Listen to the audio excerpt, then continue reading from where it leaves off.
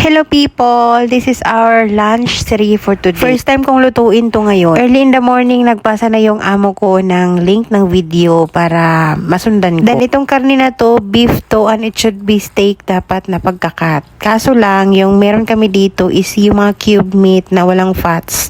And tinanong ko si amo kung bibili ba kami ng pang steak talaga. Sabi niya, yun na lang daw yung gamitin. I-cut ko na lang daw, the way ako mag-cut ng Chinese beef. So, thin slice. And minarinate ko lang yung beef na yon ng asin at paminta. Wala nang iba. Dito tayo sa sauce, mapapalaban. Naglagay ako ng 2 stick ng butter at maraming onion. Igigisa ng konti. Naglagay ako ng basil leaves at naglagay tayo ng parsley. At naglagay ako ng capers. Ewan ko kung ano tong capers. First time ko tong Ang sabi sa video, mga 10 pieces lang yung ilagay. Surprisingly, yung amo ko pumayag na lagyan ng anchovies. Tinanong ko pa talaga siya dahil yung ingredients meron ngang ganito.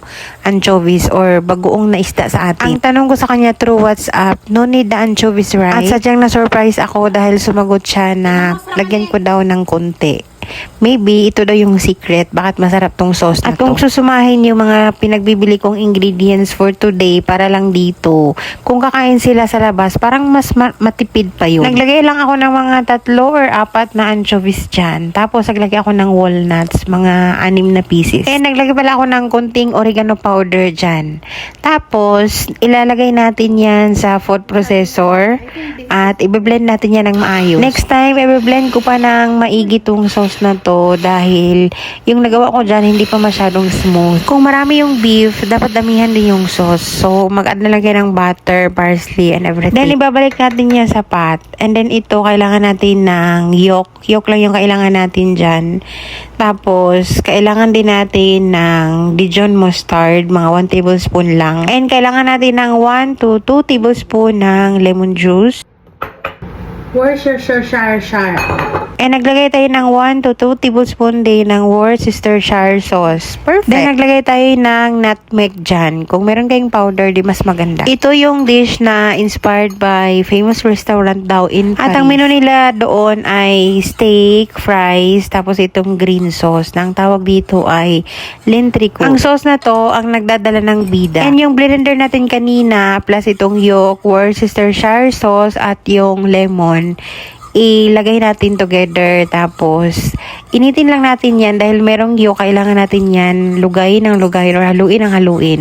Mag-add tayo ng konting water if needed. Masyadong sticky, mag-add tayo ng water. Konting init lang yan para maluto lang medyo yung egg. Okay na yun and set aside. Ito naman, sauce to ng salad. Maraming olive oil. Naglagay tayo ng Dijon mustard, lemon juice, asin at paminta, at naglagay tayo ng 1 tablespoon ng lemon juice, 1 tablespoon ng Dijon mustard. At super easy lang yung mga sangkap ng salad dahil walnuts lang at maraming lettuce. Prepare ko din early yung lettuce para ilagay muna sa fridge at fresh bago iserve. Everything is prepared na except dito sa beef dahil ito yung pinakahuli dahil protein to at masarap talaga yung mga steak pagka isi-serve na freshly talaga.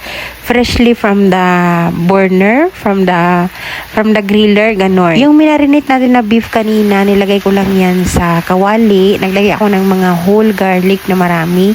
And naglagay ako ng butter. Yung link na binigay ni Amo or yung video na binigay ni Amo is steak talaga siya. So, lutuin yun sa griller pan. And ini-imagine ko lang kung paano lutuin yung steak. Pero maliliit kasi ito kaya parang stir fry na parang steak ganon. And high heat dapat. Ubusin lang natin yung water na lumabas from the meat until na siya, oily from the butter. Tapos nagprito na tayo ng fries dyan and ininitan natin tong sauce ng konti. Yung beef dapat talaga ay pagkatapos ng luto serve agad. So tinansya ko yung pagluto ko, nilagay ko sa pot nung dumating na yung mga estudyante dahil madali lang naman yun, parang stir fry lang. Next naman, ito namang salad. Habang nagluto pa tayo ng fries, yung sauce nilagay na natin sa lettuce, naglagay tayo ng walnuts, and i-mix together lang yan, and then okay na. Dahil ilagay na natin yan sa serving dish and itap lang natin yan ng konting walnuts. Super dali lang tong dish na to. Ang matagal lang dito or marami lang gawain is yung sauce, marami siyang ingredients.